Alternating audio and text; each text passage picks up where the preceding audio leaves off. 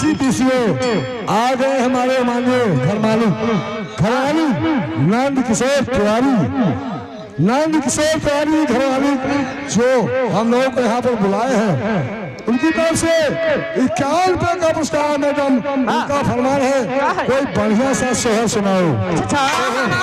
Hello हाँ लीजिए आप लोग मंगल गीत सुने और मंगल गीत में आप लोग सोहर सुने। हरिया था थरली लीना ना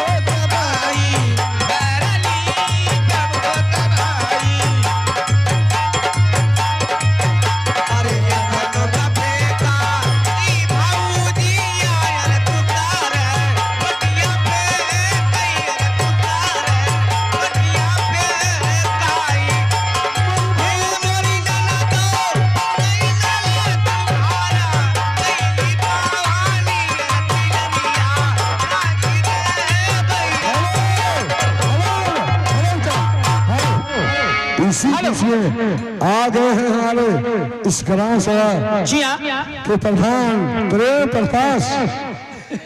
प्रकाश महापौर के रहने वाले प्रधान, इस ग्राम सभा के प्रधान वो बाबू साहब इसी सोहे पर करके 101 रुपए का पुरस्कार देते हैं और संगीत पार्टी तरफ से उन्हें लाख लाख धन्यवाद दिया जाता है।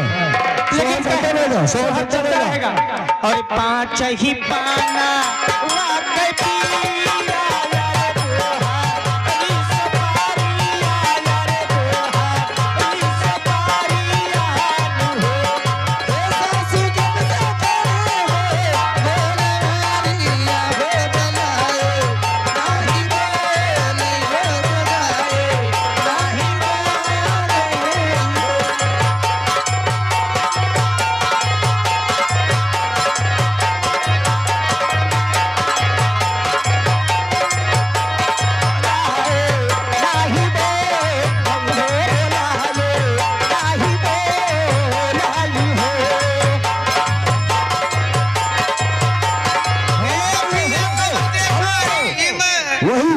आगे